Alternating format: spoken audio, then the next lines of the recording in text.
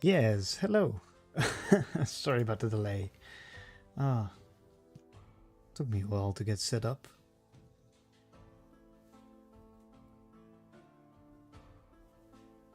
Right. Almost done.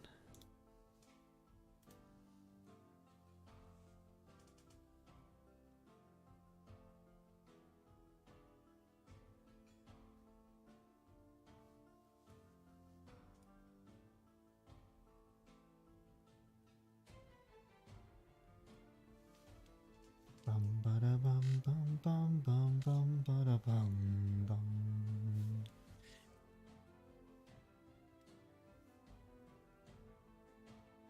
Yes, that should be it. Switch the scene to. There we go. Ah, there it is.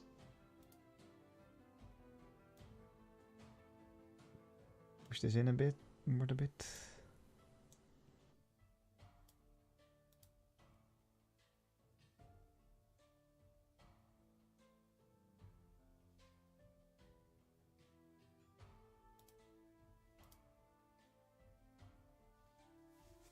So,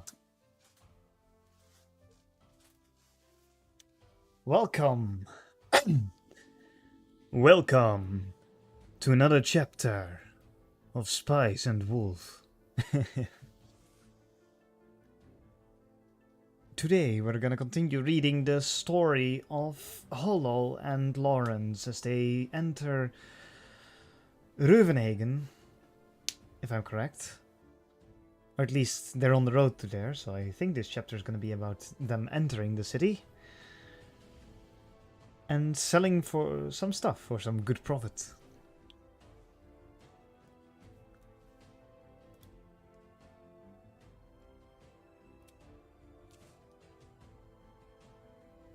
I'll wait a few more seconds and then we will start.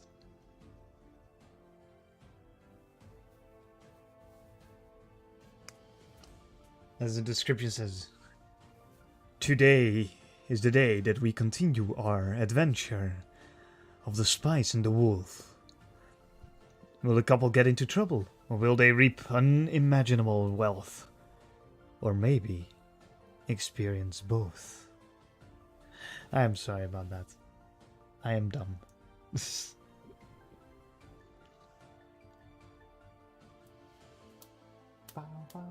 Okay, the music is a bit loud. There, that's better.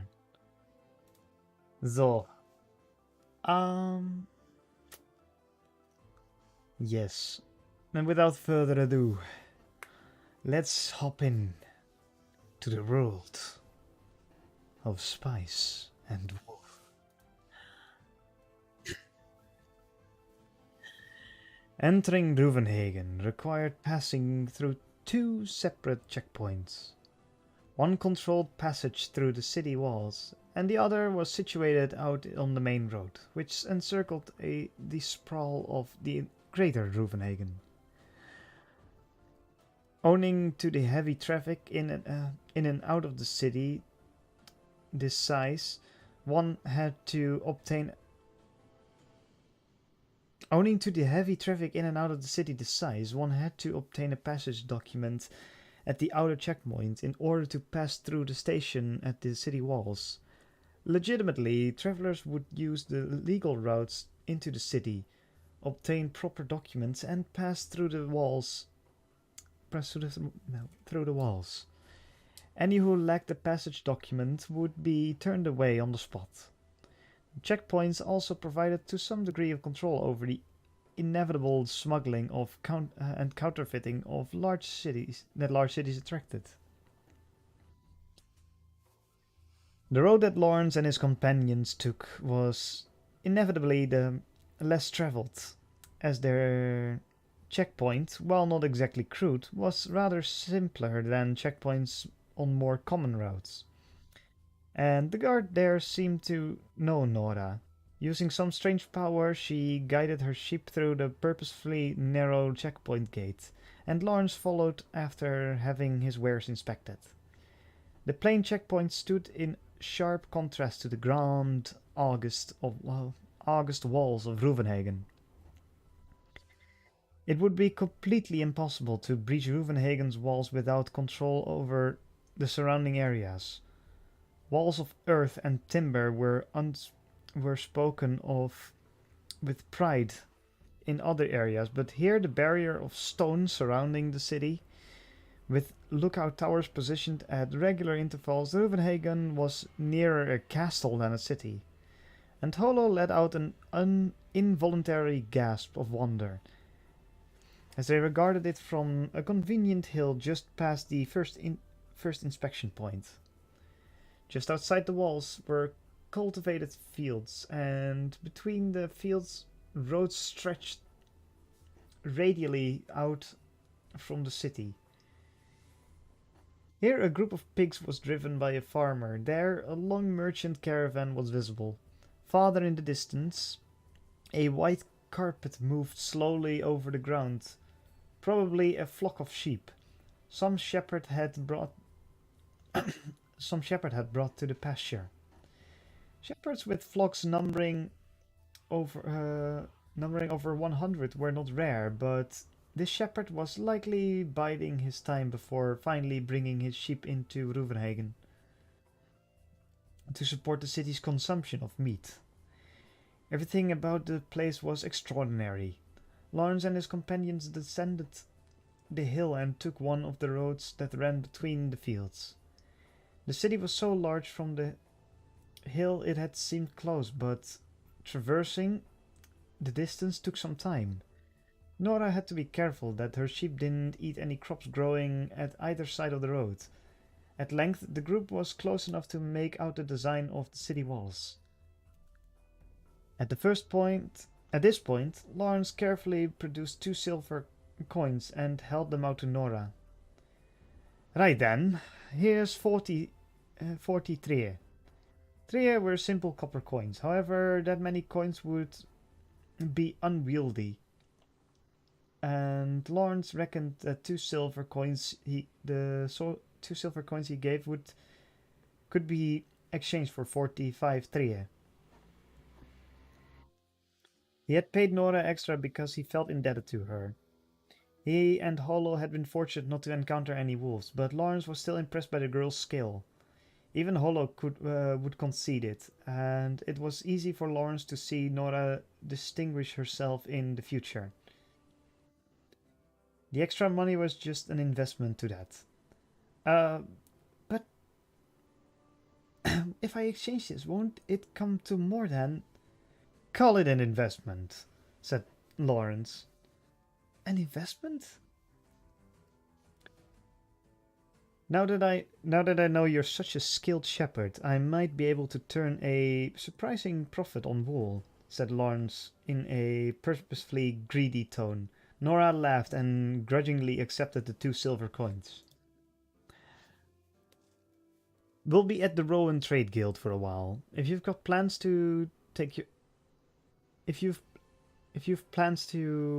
your flock afield again, come by there first. I might be able to introduce you to a merchant in need of escort. I shall. Oh, one last thing. The area you can provide escort in is the route we just took, right? I can go as far as Caslata and Poroson. Oh, and to Lamtra. Caslata was a remote town with little to recommend it. And Lawrence was surprised to hear Nora mention Lamtra. Lamtra was one of the few places in the area not under the influence of Ruvenhagen, which controlled the rest of the region. It was not so very far north from the great city. Lawrence and his party could have gotten there by heading north at the midpoint of the road they had just taken. However, to reach Lamtra required passing through a dark, eerie forest. Even nights blanked at it. Blanked at. So it has... So it... yeah, sorry. so it had long resisted invasion from Reuvenhagen, and was the only city where significant numbers of pagans still lived. All the legitimate routes to Lamtra were incredibly roundabout, so Nora must not be suggesting she could provide escort along them. She clearly had confidence in her ability to navigate the forest. If that was true, there were many merchants who would want to go with her. Lamtra, eh? I dare say you'll have some business, said Lawrence. Nora's face lit up. Thank you very much, she said, bowing low as if she was still living in the almhouse. My pleasure. Well then, I'll be entering the southeast gate, so here's where we part ways. Certainly, I hope we meet again, said Nora. Lawrence nodded and reined the horse to the left as Nora rang her bell. Reuvenhagen was large enough to have no less than 17 great gates. Between those were smaller gates used for large groups of sheep and other livestock, which Nora would have to use. Also, given the city's labyrinthine interior, it was common sense to enter via the gate nearest to one's destination. The city was just that big. As they parted, Lawrence looked back over his shoulder at the grill and saw Nora was still watching him and Holo. When she saw Lawrence turn, Nora waved wistfully to them. He couldn't very well not wave back, but he was afraid of being mocked by Holo. Lawrence stole a sideways glance at her, which the wolf girl noticed. You think me so ill-natured? Lawrence grinned, pained, and then faced forward after returning Nora's wave.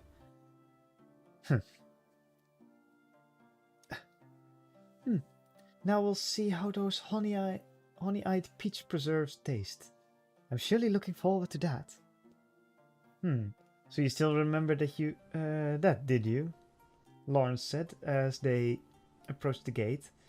He considered how much of this load of armor he would lose to entrance tax. Ill-matured. Ill-natured, I'm sorry.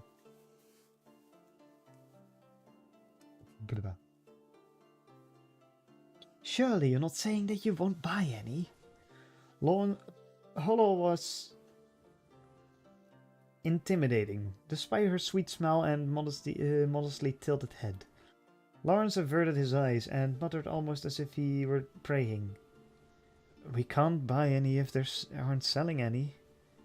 Well, naturally, said Holo, as if entirely confident that the preserves would be for sale. Oh, and you probably noticed already, but try to act a little more nun-like at the next checkpoint. They'll be more lenient on a nun. I'm not so foolish as to stir up trouble in a city such as this. But do I even resemble a nun? There's no trouble on that count.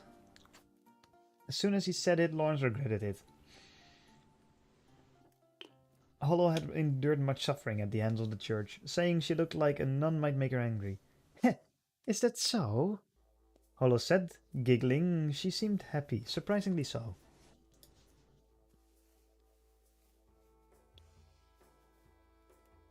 What, you're not angry? Why would I be? Well, I mean, the church is your enemy, more or less. Not necessarily. It's the same as having someone like you around. Nuns are all fundamentally kind, and even a wolf like me can tell that most of them are quite lovely. Beauty transcends species. For his part, Lawrence understood well enough, but was mostly glad she wasn't cross. And it was true that many nuns were beautiful. This may well have been partially because they were so aesthetically meek, pure, and ascetic? Ascetic? I have no idea.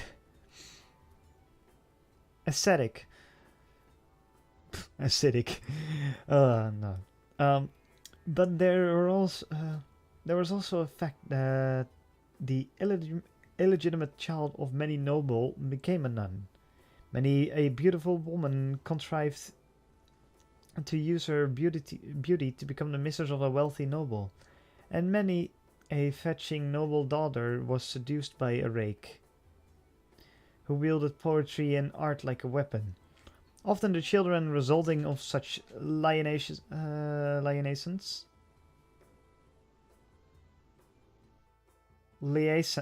such liaisons were more ill than healthy than were more ill and healthy than their legitimate siblings, most likely because the men and women able to seduce nobility were formidable themselves. Such children were the cause of a fair share of succession struggles, but most of them would enter an abbey, thus many of the abbey's brothers and sisters were handsome indeed. I don't think I could suffer the constant fasting, though, said Holo. Lawrence laughed openly. As they progressed down the road and that ran alongside the Great Wall, a lively group of people came visible at its end. It was the southeast entrance. The huge gate was flung open, and while some people entered the cities, others left, setting out on their travels. The inspection of people and goods were conducted as one passed through the walls, and despite the volume of travelers, there was little waiting since so many inspectors were on duty. However, unlike Perosen, not a single person bothered to form a line, so unless one was familiar with the protocol, it was possible to wind up standing outside the gate for hours. Lawrence knew the procedure, though, and he guided his horse forward, trying his best to avoid colliding with anyone, threading his way past less knowledgeable folk.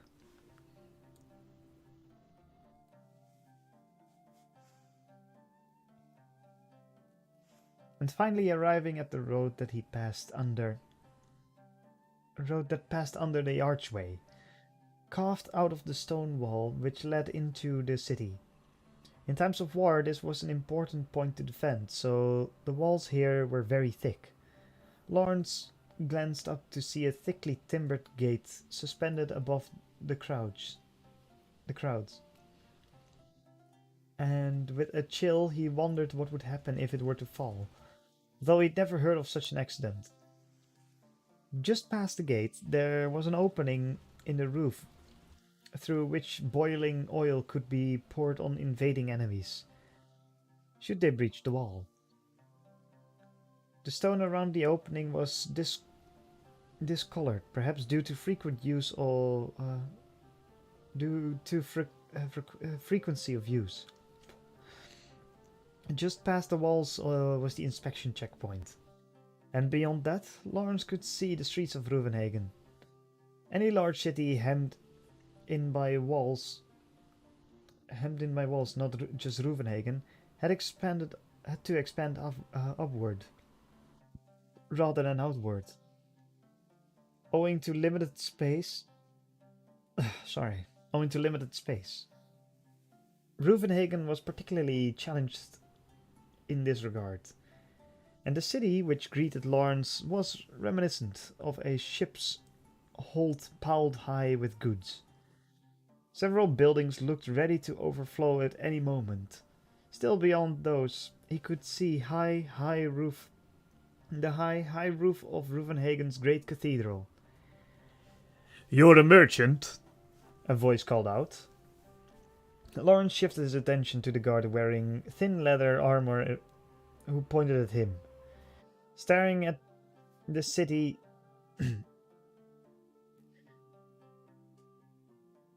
Staring at the city will get you in an accident, chided the guard. My apologies. There was a tighter at Lawrence's side. "Next, you there, merchant, that just got scalded."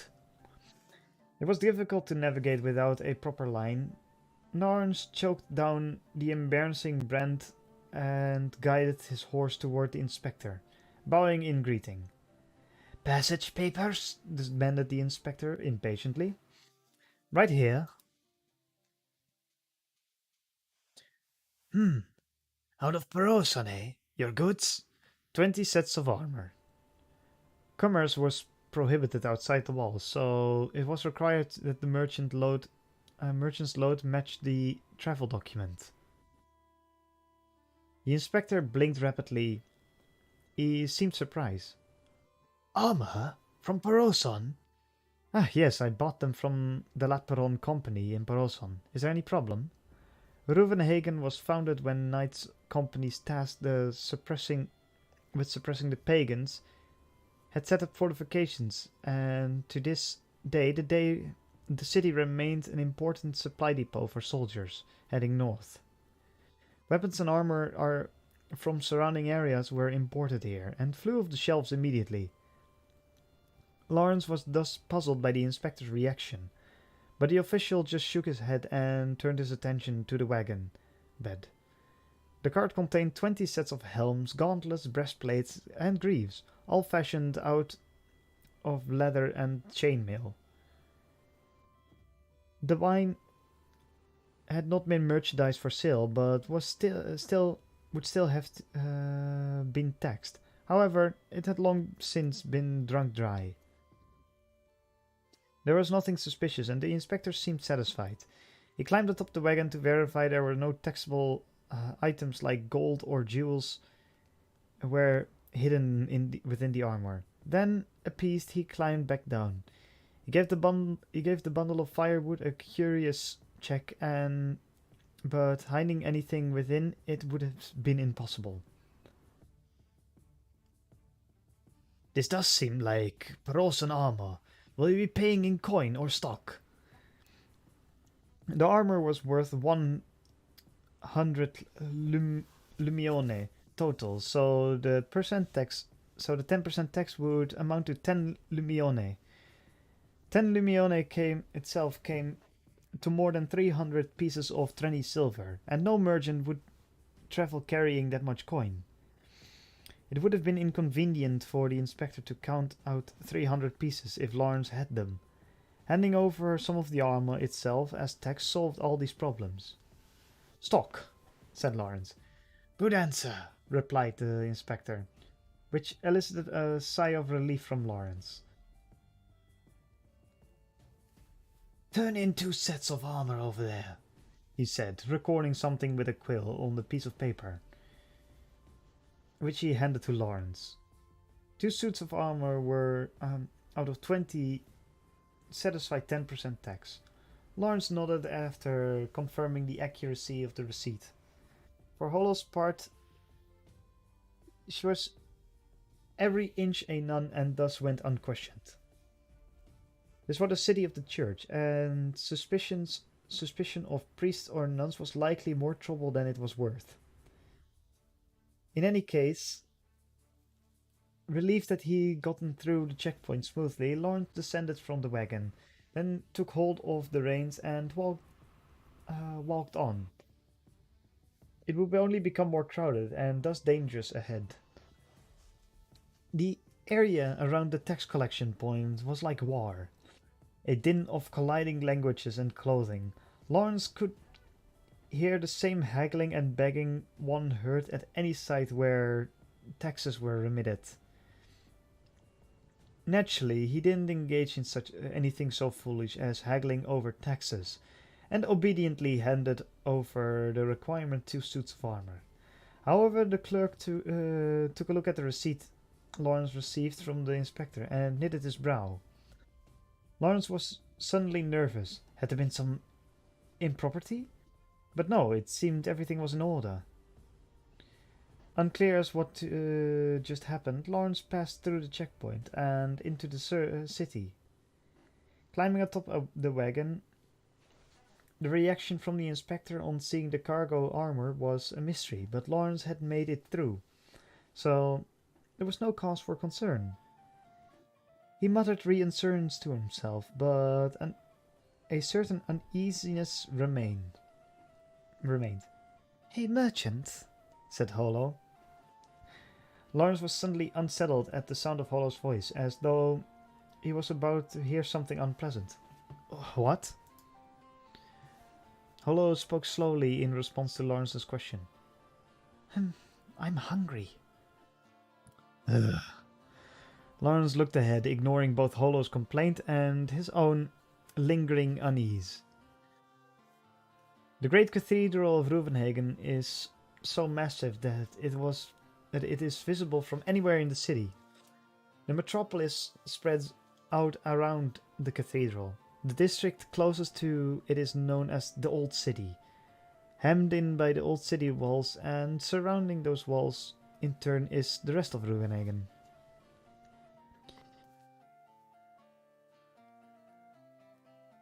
In the southern part of the roughly circular... Sorry, a moment.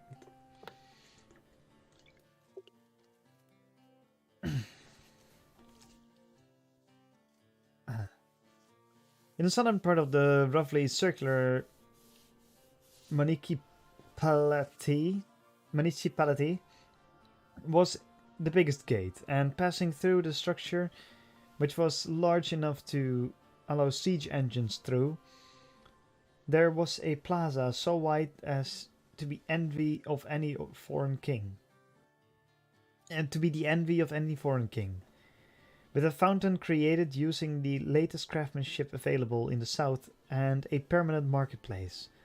Around the edges of the plaza sat a great trading firm of the great trading firm of the region. The homes of true power and influence in the city, all linked at the eaves. Beyond them were smaller trading companies and homes and shops of a wide variety of craftsmen. The great cathedral stood in the middle of another of Ruvenhagen's plazas, which were arranged as a great pentagon, with the southern gate at its peak. Each plaza had its own characteristics, almost like a city within a city. Lawrence and Hollow passed through the southeast entrance, and through the square they entered. And though the square they entered could hardly be compared to the great southern plaza, it was still sizable. In the center of the square stood a striking statues of knights, who had accomplished some memorable deed in the war against the pagans and saints, who had made some important contribution to faith. Scores of stalls were lined up in the plaza with people on straw mats hawking their wares within the structures. There were no stalls around the bronze statues, though instead an ensemble of traded musical phrases. An ensemble traded musical phrases with a minstrel playing a plain wooden flute, while the famous troupe of comedic actors plied their trade. Mingling with the entertainers were pilgrim priests, clad in rags and wielding tattered books of scriptures as they preached. Their rapturous, attentive disciples wore even worse clothing. It seemed like the order of the day in the district was getting a light snack at one of the booths, watching the performance and taking in a sermon after you had your fun. After Lawrence and Hollow arranged for a room at the inn and stabled the horses, they started for the trading house to begin their business arrangements. When they found themselves drawn towards a commotion of happy voices and delicious scents, they held some fried lamprey eel, which seemed to be a popular snack. The sweetness of the oil masked the earthy smell of the stuff. And no sooner had you finished a piece that you wanted another. which seemed to be human nature. The next thing Lawrence knew, he and Holo had stopped in front of a drink stand, taking in the comedy show over some beer. Hmm, that's tasty, said Holo after draining one cup with foam still clinging to the corners of her mouth. She ordered another round.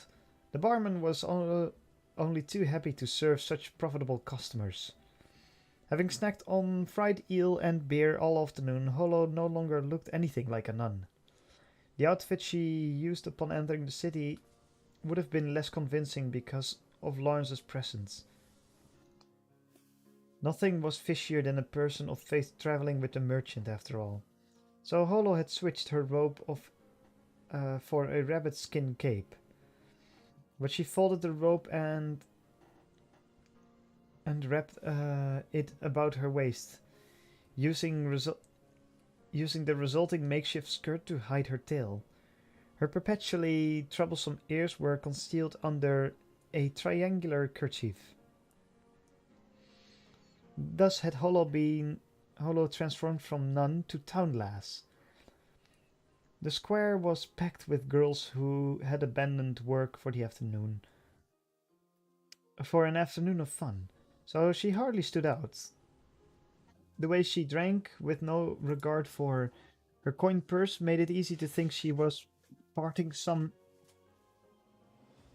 Gileas merchant from his money. Actually, as Lawrence paid in advance, the barman seemed to think it was he who had been tripped up by this casually expensive girl. Lawrence gave the man a pained smile to deflect the issue, but the barman wasn't necessarily wrong either. The liquor is good. Liquor is good, and the people lively. 'Tis a good city, no? The liveliness comes at a price. We have to watch ourselves, especially around the knights and mercenaries. A quarrel with their ilk will be more trouble than we need. You can count on me, said Holo. Lawrence sighed instead of voicing his thoughts on the matter. Right, well, we should be moving on. He had finished his second beer while Holo had downed 4 in the same amount of time, so it seemed an opportune moment to leave. Already? I've not yet begun to drink. You can drink more tonight. Let's go. Looking back and forth from Lawrence to her cup, Holo finally seemed to give up and backed away from the stall. The barman called out, "Come again!" and his voice disappeared into the crowd, alongside Lawrence and Holo. So then, where do we go? To the trading house, and at least wipe your mouth, Only now aware of the foam at the corners of her mouth, Holo brought her sleeve to her lips as if to wipe them. However, thinking better of this at the last moment, she instead grabbed Lawrence's sleeve and wiped her mouth on it. Why, you... I'll remember that. And yet you've already hit me, said Holo, holding his head off with one hand and glaring at him. Her other hand firmly clamped around Lawrence. Her anger at being poked lasted for but a moment. Still, she continued, why must you drag me along to this trading house? I'd just as soon drink my fill in the town square. It's dangerous to leave you alone, warned Lawrence. Holo looked blank for a moment, then giggled bashfully. Perhaps she had misunderstood. 'Tis true, I'm a bit too lovely to be left alone. It was true that Holo, with the fall of her red-brown hair swaying, tended to attract attention, and some of those who looked on must have envied Lawrence, who held her hand. It wasn't it wasn't that he didn't take a bit of pride in walking around with Holo, but the fact was that there was no telling what trouble she would get into if left on her own. The town square was fun. Was a fun, lively place, but was a lively place, but fun. Lively places seem to attract more than their share of trouble. If by some fluke her true form was exposed, it would be disastrous. No amount of loveliness will put church guards or temple knights off your tail, said Lawrence. What if you get drunk and let your ears or tail show? Why, I'll just turn on them. I'll grab you in my jaws and we'll dash out from the city. I can surely leap over those walls. Isn't there some old story about a knight and a princess like that?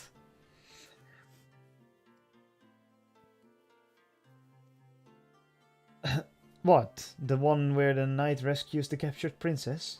That's the one, said Holo, amused. For Lawrence, there wasn't any trace of romance in the idea of Holo assuming her wolf form and escaping with him in her teeth. Quite the contrary, just the thought of being clamped between those jaws made Lawrence want to shudder. Well, don't do that, he said. If you're the one that's captured, there's a little gain in rescuing you. Lawrence made a pained expression and looked at Holo, who eyed him mischievously. The two of them passed around the swirl of people and headed north on the narrow lane, where storefronts stood under the sparkling sunlit eaves that lined the block.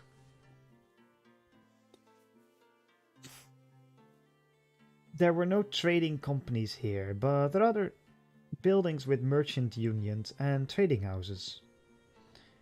Some of the economic associations created by mixed groups of merchants from different areas. Others were buildings for craft unions, created by textile merchants who cooperated regardless of their origin. For the world offered no protection for merchants who met with danger or accidents. Just as knights wore helmets and breastplates, merchants banded together to assure their own safety. The largest economic alliances were a match for even a merchant's worst enemy, a nation bent on abusing its power. One famous story had 18 regions and 23 guilds coming together in the most powerful economic alliance ever, created matching forces with an army 14,000 strong, and claiming victory almost instantly. The union that was formed to preserve profits transcended borders and was a good example of the solidarity to which such group could give rise. For that reason, the buildings these unions and associations made use of were somehow quite orderly, and those that frequented them conducted themselves politely.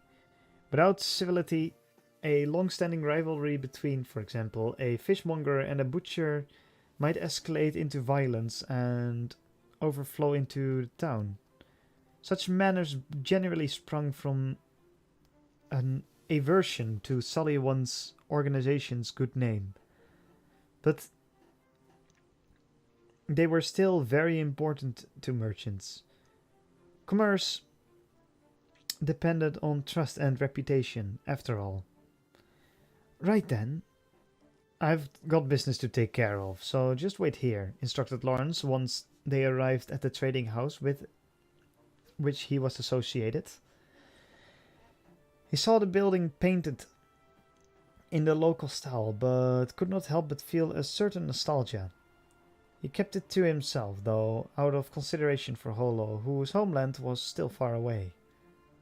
Holo regarded him as he feigned indifference. What? Are you not going to bring me in and show me off to your old village mates?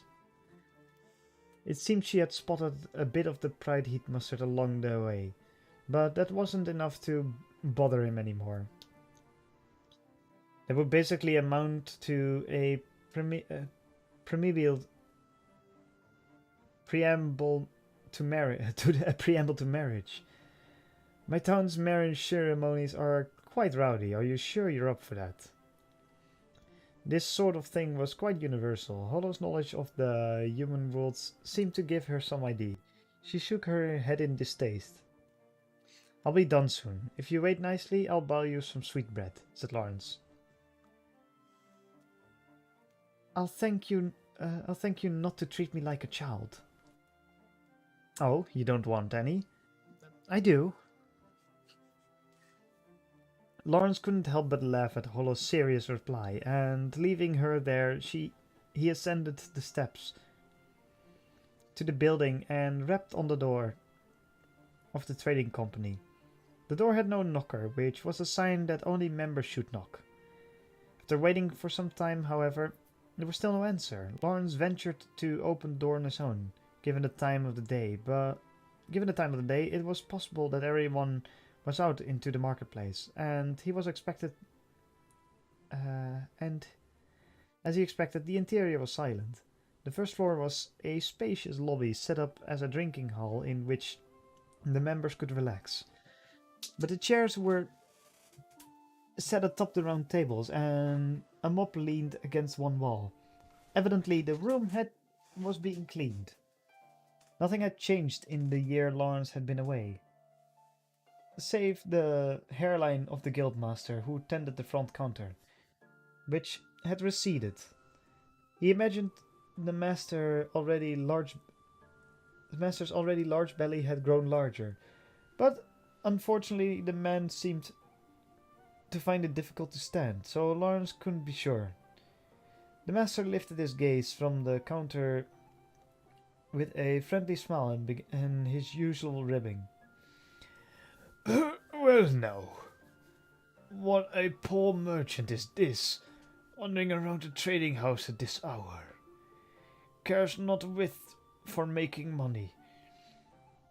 You'd do better changing into a thief's clothing and getting yourself to an alehouse.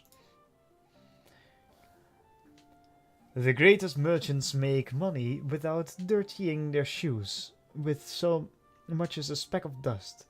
Their only stain is the ink upon their fingers.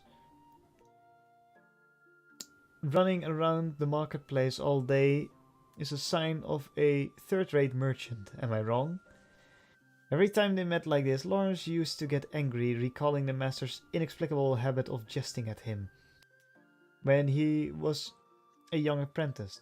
Somewhere along the line he learned to spar right back without getting flustered. Lawrence easily returned the master's jape, then straightened and brought his heels together smartly, squaring himself to the counter as he approached it.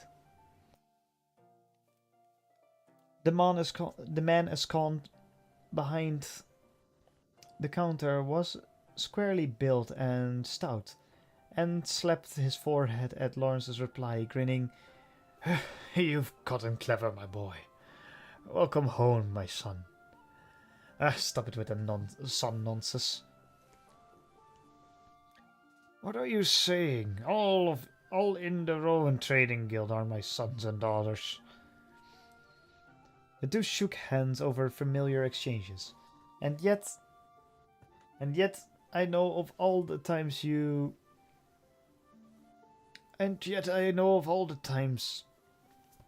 wet your bedroll after we made camp. And is it not the teaching of God that a good father knows well his son? Or should I mention the time you stole the cash box and snuck off with your friends, trembling to the whorehouse? All right. I'm Kraft Lawrence, then the son of the great Jacob Tarantino. So, Kraft, my boy, you're back in Ruvenhagen after a year gone. How fares your family in other towns? Jacob's manner was as overbearing as always. Then it hit Lawrence with all the harsh edge and warmth of Ligger. The trading house was truly his homeland in a foreign city. This was the kind of harsh hospitality he only tasted at home. They're all doing well, by the grace of the saints. Good, good. Well, now, if you've gone the rounds among family, you must have been fairly brimming with profit. If your purse is heavy, your trousers sag. If your trousers sag, the ladies won't like you. And you, lad, are a vain one, am I wrong? Lawrence had no comeback. Laughing at the master's heavy-handed way of seeking a contribution, he replied, I've heard that the ability to handle figures gets bad with age, but old Jacob's eyes are still sharp, I see. Lawrence seamlessly withdrew 10 silver pieces from the purse fixed at his waist and slapped them down on the counter with a flourish. If he'd grudgingly handed them over 2 or 3 copper coins, he would have gotten an earful. He wanted to show the man up, and in any case, his profits from the spice had been sizable. The generous donation was a kind of report that he was doing business on this scale now, and Jacob broke into a grin. A little bedwetter bringing real silver now. How lovely. Enough with the bedwetting. You're still one to me, boy. Lawrence shrugged, at which point Jacob's laugh rang out again. Well then, you've come all this way out here in the middle of the day, so there must be business to be do. You need a certificate? Yes. I surely look forward to the day when you're a famous enough merchant that people will flinch at the mention of your name, said Jacob. You're telling me, said Lawrence. But I remembered that he had something else to mention. Oh, right. Do you know of any traders in the guild that are headed to Lamtra? Jacob placed a pen and ink pot on the desk, then looked up and raised his eyebrow. Now that's a strange question, he remarked. I was thinking of providing a shortcut to Lamtra in exchange for consideration. Jacob's gaze swung around for a moment before settling again on Lawrence. Lawrence. He wore a meaningful smile. Oh, have you met a certain young shepherdess? Lawrence was so taken off guard that his breath momentarily caught in his throat. But he stopped to consider it. He found it was far from surprising that merchants in Ruvenhagen would know of Nora the shepherd girl. Which meant that Lawrence's radical idea had already occurred to others. You're far from the first to have that idea, boy. Especially after the road that went through the area she wanders was finished. But nobody makes a business of that now. And nobody asks a girl for escort. Do you know why?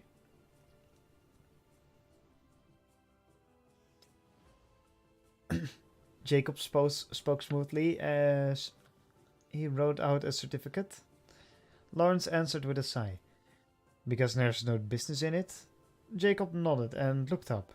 That girl's is the only one who wanders that area unscathed. Sure, Nora's the nymph's pretty popular with her charm and skill, but I don't have to tell you what the church thinks of that. Nobody wants to get tangled up with those sons of bitches.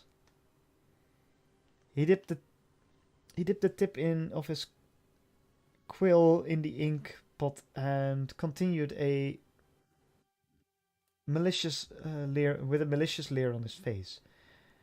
I know Nora the nymph is the type of girl you like, but here's some free advice. Give it up.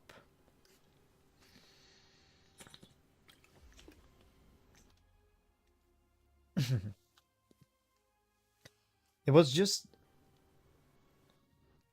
It was just everyday morning conversation, but it cut a little too close the quick to the quick, and Lawrence could only offer a faint sort of smile in reply. So, who do I make the certificate out to, or should I leave it blank? No, make it out to the Remilio Company, please. Jacob paused again for a moment. He looked back at Lawrence with the appraising eyes of the merchant. Remilio, eh? If you already know who you're selling to, you must be selling on margin then, hmm? Yes, out of Perozon. Is there something I should know?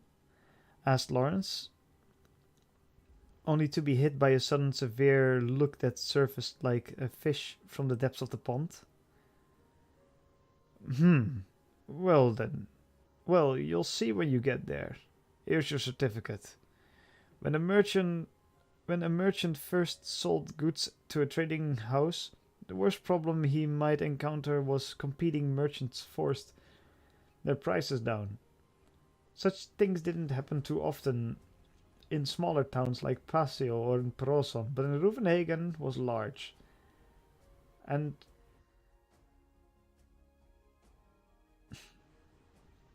sorry, large. And because of the connections between the many trading firms and associations, it happened often.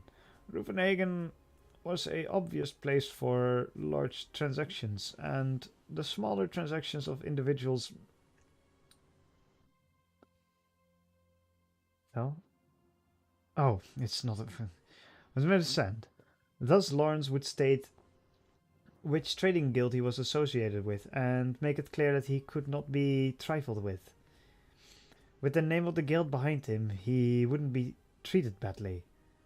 The Rowan Trade Guild is under the protection of the Saint of Lambaros.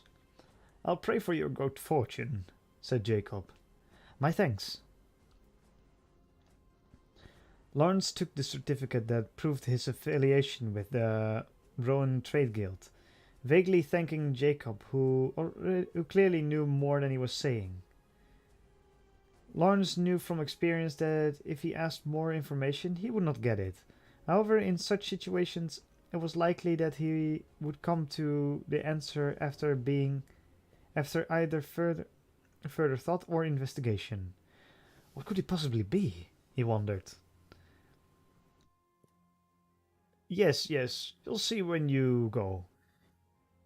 It's you we're talking about here, so I'm sure you'll turn it to your advantage. Jacob's words only served to further confuse Lawrence.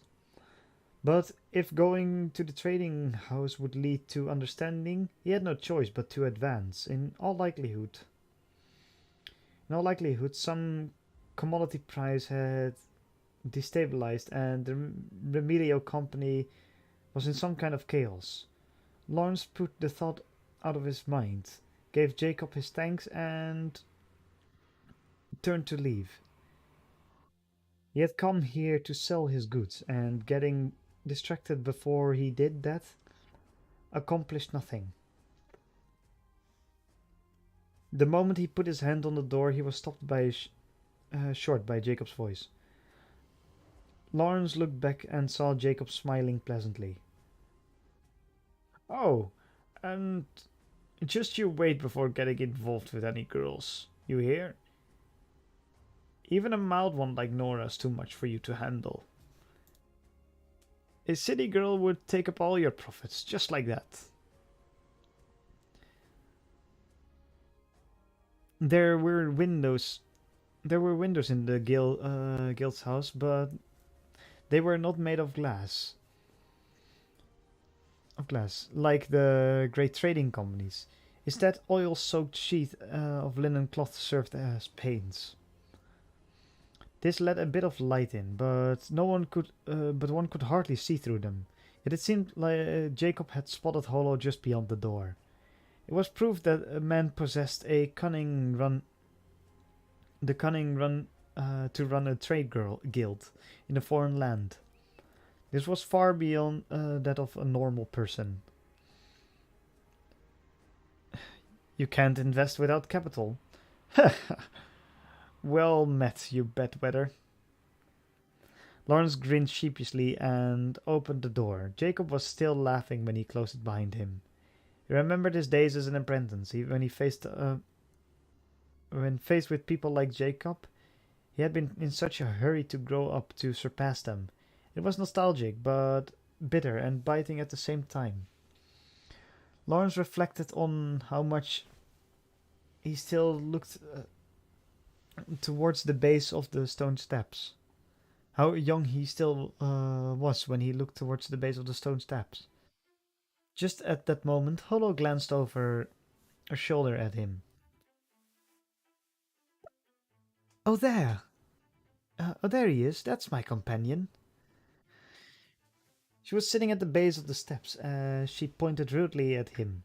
In front of her were two boys, probably apprentices of some tradesman. They looked around 15 or 16.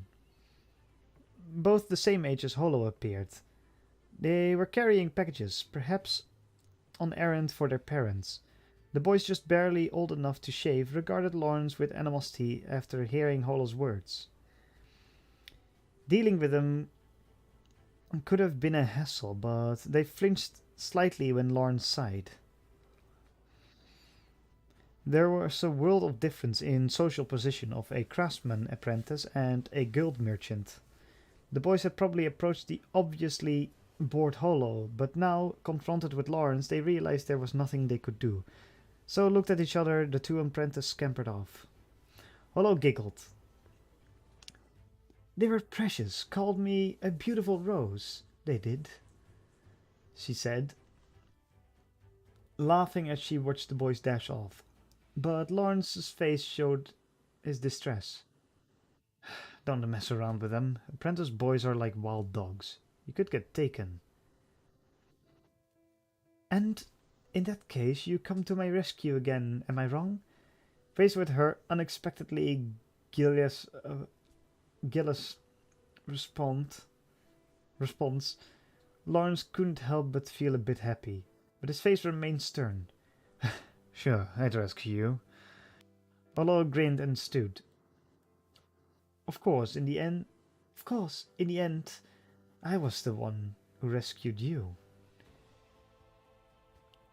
She had him there. Lawrence covered his eyes out of irritation and descended the steps. She took his right arm, snickering. I don't know what kind of return you're expecting, but I'll take that investment, she said.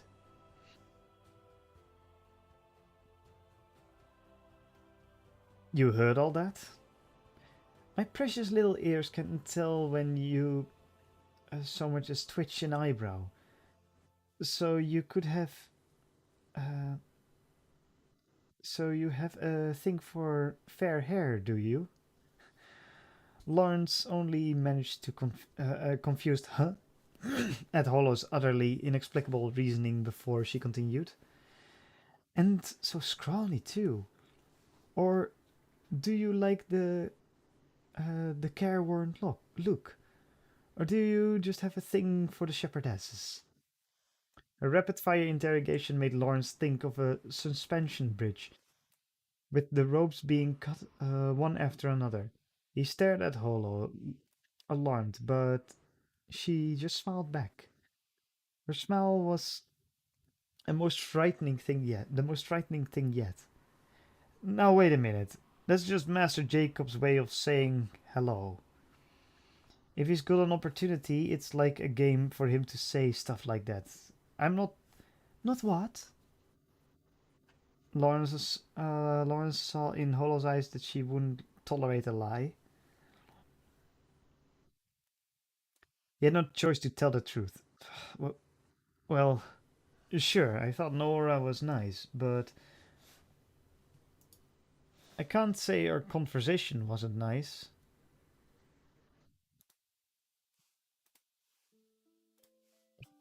I can't say our conversation wasn't nice, but that doesn't mean I'm not thinking of you or... Well, it doesn't mean that he got flustered halfway through. And It was suddenly very hard to face Hollow. He'd never had to say such a thing like this in his entire life.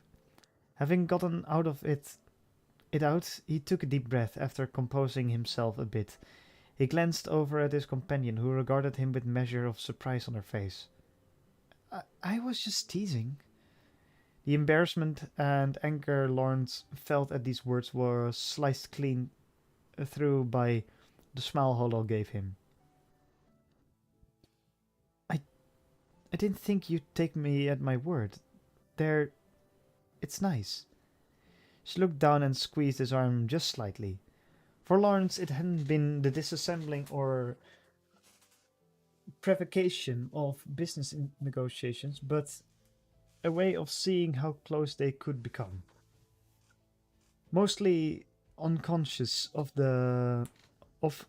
and unconcerned with how it might look, Lawrence moved to put his left arm around Hollow, but embraced only air. She had soundlessly slipped from his grasp. Still, males are ever thus. They'll say anything.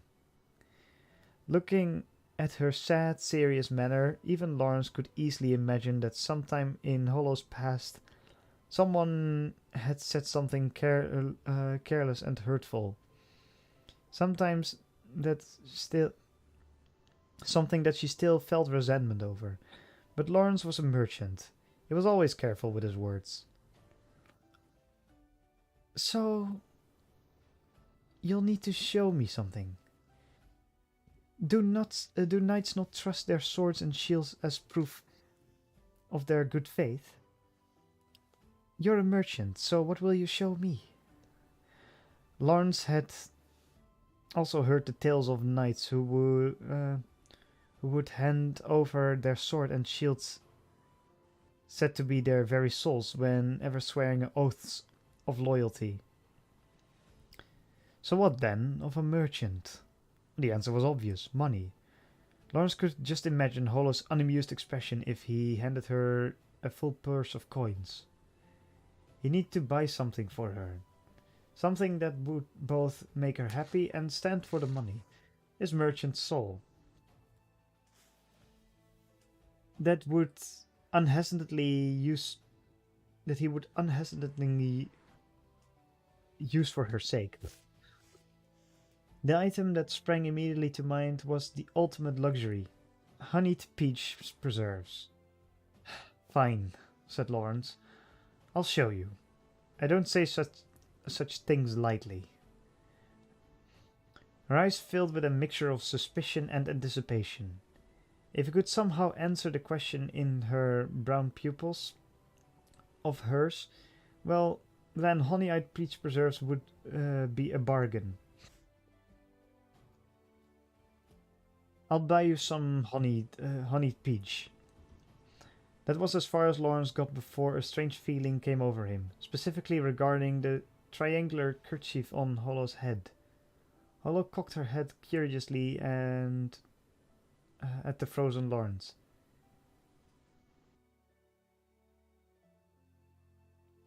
Then, with a quick "oh," she hesitantly put her hands over her head. Don't tell me you. Lawrence started. What? What's wrong? You're about to say you would buy me something? He had to give her credit for staying shameless, but Lawrence wasn't going to simply laugh this off. Looking at the kerchief on her head made it obvious. Beneath it, her ears had been twitching strangely, vigorously. That was the proof. This was all part of her plan. You know, there are some things you just can't do, he said. Olo seemed to realize that her plan had failed, and now suddenly sullen, she stuck her lower lip out in a pout. You said I should ask more charmingly. For a moment Lawrence didn't follow her, but then he remembered her conversation on the outskirts of Poroson. Exasperated, he looked up to the heavens. No, I said you should ask nicely, and never said anything about uh, feminine wows. But I was charming, was I not? Lawrence hated himself for not having a ready reply, and hated himself hated himself still more for not becoming angrier with her.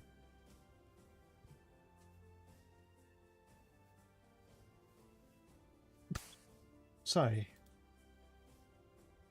Stomach filled with air.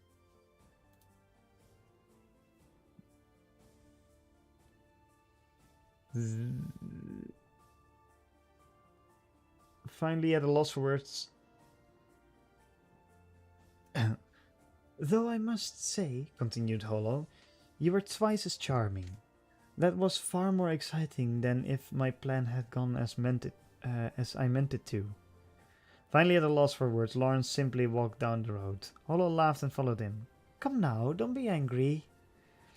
When he gave her a look that said, whose fault is that? She just laughed at him harder. I was happy though. Truly. You still angry?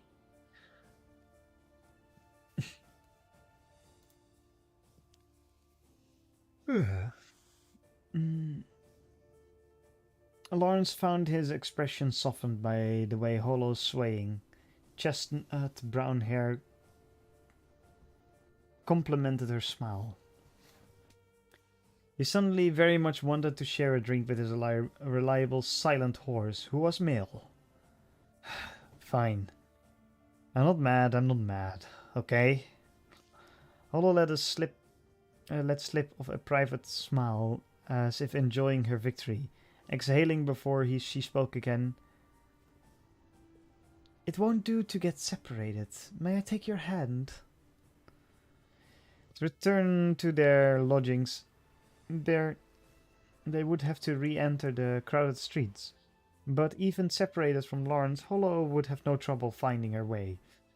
So this was obvious pretense. She was a canny old wolf, indeed. Lawrence relented. Yes, we mustn't get separated, he agreed. Hollow smiled, and her hand slipped into his. All Lawrence could do was tighten his grip even ever so slightly on that hand. So what about my honeyed peach preserves? The cathedral bells rang out to single noontime, and the beginning of a new battle. The Remedial Company was a wholesaler that operated a shop in the church city of Ruvenhagen. Lawrence betting that he would be able to turn a profit have threatened the Latbron company to letting him buy up. Oh, smooth as fuck. Yeah, she is. Letting him buy more armor than he had assets to secure. In order to pay them back, he planned to sell to the Remilio company, which Latbron often dealt with, and there would be no need to return all the way to Peroson to repay his debt.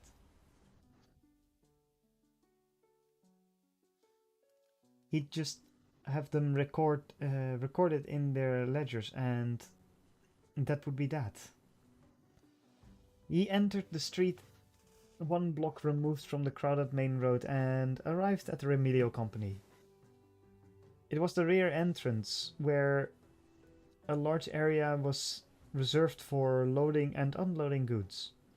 In a city the size of Ruvenhagen, unloading goods through a shop's front entrance was considered uncivilized.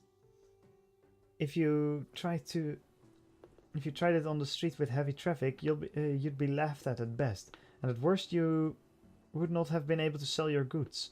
In fact, in many places, merchants weren't even supposed to take their wagons on the streets with heavy traffic. This was why on the streets running parallel to the main streets, Horses pulling wagons often outnumbered pedestrians. Lawrence knit his brows.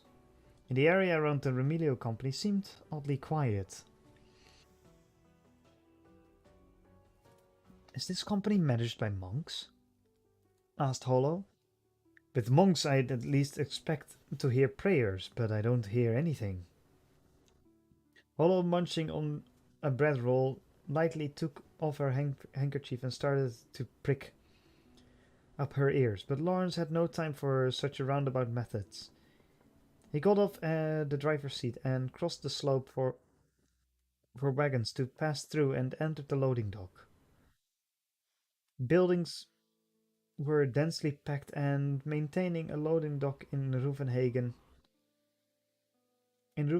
a city where people constantly joked that buildings were so close together that poor people can sleep between them standing up, was not easy. Yet the Remilio company's dock could accommodate at least 3 wagons with space for easily 100 sacks of wheat.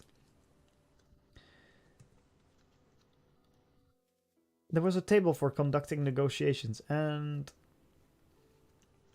an exchange stand in the corner, and the walls were decorated with parchment, on which blessings of good commerce had been written. It was a magnificent dock, but livestock feed was scattered everywhere, along the pieces of horse dung and the remains of this and that cargo. Clearly, no one was tending to its upkeep, and there was no dockmaster in sight. Business comes and goes, so it would not be outlandish to have times when there was simply no customers, but it was still common sense to keep your shop neat and tidy. It was as if the company had been destroyed. Lawrence withdrew from and back got back in the wagon seat. Ola appeared to have finished her bread and now rummaged around for her meat pie, which, if Lawrence remembered correctly, was supposed to be his.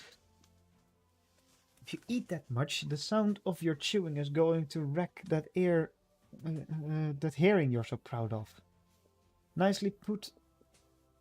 Nicely put, but for the sake of my reputation, I should tell that I can hear the sound of someone in the building. Hollow then bit down enthusiastically on the meat pie. She was clearly not going to just have a bit. There's someone there. Seems dangerous though. At the very least, it's nothing pleasant.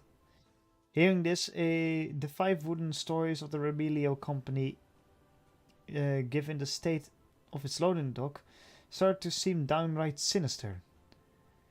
Nothing was so cursed as a trading company that had gone bankrupt. When that happened, the local church usually found itself very busy conducting funerals for the newly deceased. Well, there's no point in wandering around here. We can't make money if we can't sell goods. A meat pie's no good until you eat it. I was saving that. Lawrence shot Hollow a glare before moving the wagon and got an equally sour look for his trouble. But perhaps eating the whole thing would have been a bit too much guilt. Hollow split the pie and offered one half to Lawrence. It was about a quarter of what had originally planned to eat, but as complaining might have cost him what little was left, he snatched the piece up. Normally, meat pies were made with ground beef, and that was approaching expiration date set by the Butchers Guild. But here in Ruvenhagen, meat pies were as noble as the city itself. The meat was entirely tasty, and Lawrence ate its pie in 2 bites and drove the wagon up to the deserted loading dock. The horses' hooves clopped against the ground, and it seemed as though their familiar sound reached the ears of the people within. Lawrence drove the wagon up, climbing down from the driver's seat just as the dockmaster finally emerged. I dare say there are a few hours left before Sabbath. So what's the matter, eh? What's the matter, eh? Said Lawrence. Well, that is. Did, did Sir come to the city today? A middle-aged dogmaster slurred his words initially, but his faculties seemed to return to him as he appraised Lawrence. Those eyes were like a thief eyeing his Mark's coin purse, and Lawrence's merchant instinct sensed danger. The dogmaster seemed ragged how now that Lawrence got a look at him. This was a place of physical labor, he would hardly be standing ramrod straight. But even so, Lawrence could tell if someone was filled with vigor. This was not good. It was clearly not good. No, I came a few days ago. You. You know how it goes. Well, you seem busy. I'll come by later. I'm in no special hurry. Lawrence avoided making eye contact. Without waiting for the dockmaster's reply, he turned back to his wagon. Ola seemed to sense something off as well. She looked to Lawrence questioningly, but soon nodded. Despite her appearance as a normal town girl, her wits were extraordinary. She didn't boast of being a wise wolf for nothing. But the dogmaster did not give up easily. Well, now. Do you just wait a moment, sir? Sir, I can tell Sir a trader of some repute. It would be rude of me to let Sir leave empty-handed. If Lawrence just refused the men, there was no telling how his reputation might spread around the city. But the merchant blood fairly frothed in his veins. Run, it said. This is dangerous.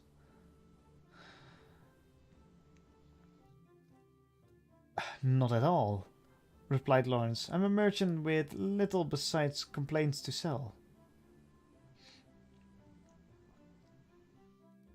It was only a third-rate merchant who was so clumsy, self-effacing when selling. Humility was a virtue for the man of cloth, but for traders, it was like sticking one's head in a noose. But Lawrence had judged that escape was the best plan. Hollow's frozen posture reinforced his decision. Sir shouldn't sell himself so cheaply. Even a blind beggar who tells Sir is a man of stature. Flattery will get you nowhere, said Lawrence, sitting in the wagon seat and grabbing the reins. The dogmaster seemed to be able to tell there was time to relent.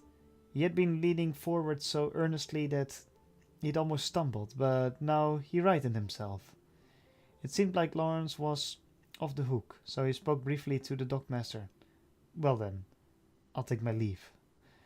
Yes, most unfortunate. I await Sir's return, said the dogmaster, with an ingratiating smile.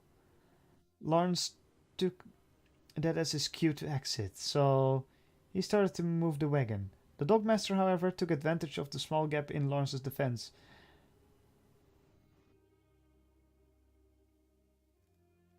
I believe I forgot to ask Sir's name, he said.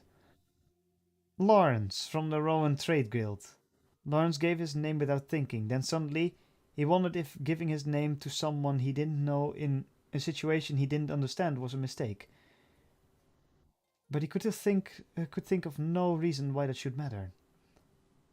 Most likely, the dogmaster simply hadn't known what Lawrence had come to do to this place. However, Lawrence, you say, indeed, from the La Peron Company? The dogmaster grinned unpleasantly. The jolts ran through Lawrence's spine was impossible to describe. There was no reason he could think of for the dogmaster to know his name. You were bringing some armor to our company, yes? Lawrence was suddenly nauseated as he sensed he had fallen into some kind of trap. His instinct screamed at him. He looked slowly over to the dogmaster. It can't be, it can't be, it can't be. Actually, last night a messenger on a fast horse came to us. The Latboron company has had their obligations assigned to our company. So you see, you have a debt to us, Mr. Lawrence. With those words, everything changed. Normally, obligations transfer did not take place over a messenger horse, but the abnormality made the transfer all the more believable. For example, if two companies were engaging in fraud, if Lawrence hadn't been sitting in the wagon, he would have collapsed. Even sitting, he lurched over from the force of the words. Holo's surprise caught Lawrence as he toppled. "What's wrong?" she asked. He didn't want to consider it. The dockmaster answered for him. "The merchant besides you has failed at business, just like us." His happiness was clearly no more than a schadenfreude. "What?" asked Holo. Lawrence wished desperately for this to be all a dream.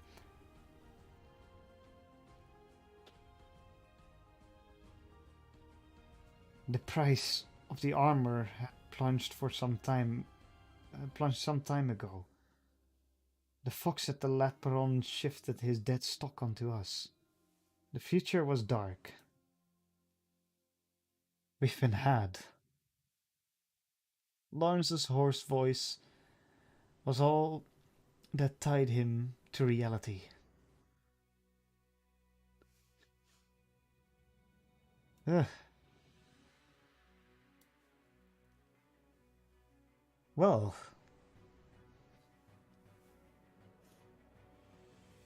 that's an interesting development.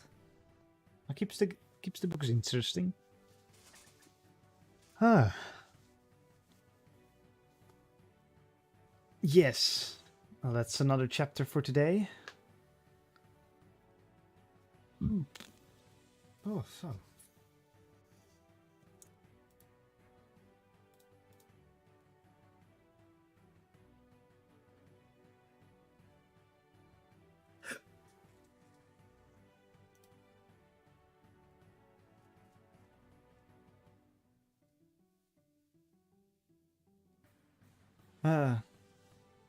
Yes. I'm gonna leave it at that for today. I hope people enjoyed. This book keeps getting more interesting and interesting.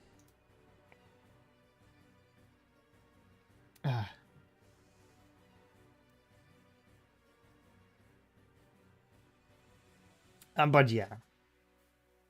I think there's a few more chapters in this book, but we'll continue that next week. For now, let's stop it at here.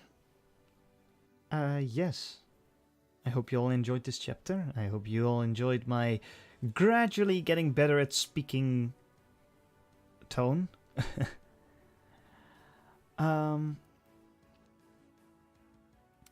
Tomorrow, I'm gonna play some Apex Legends, and Thursday, Yakuza, and Friday something interesting. It's gonna be a long stream.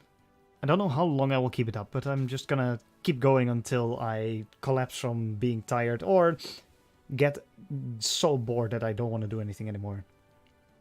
It's not just gonna be one game. I'll see what I want to play.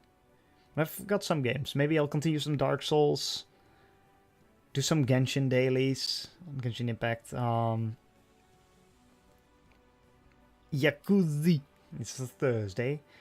What else? I don't know. Maybe some karaoke or something. I don't fucking know.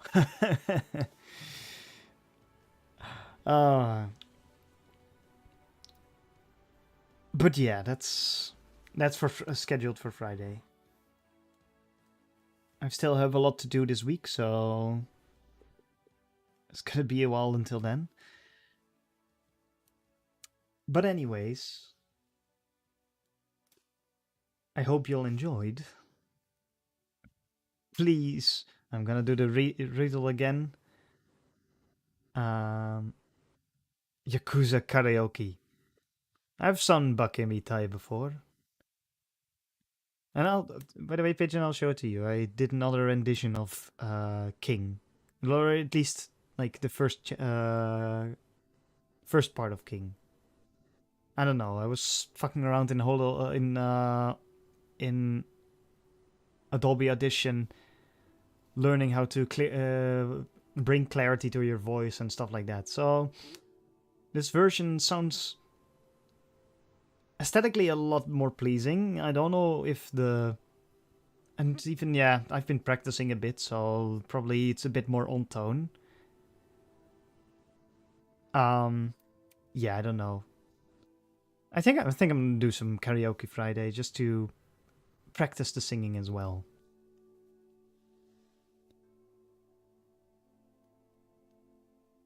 At some point, I gotta turn in my audition to, I don't fucking know, Hollow Stars or something.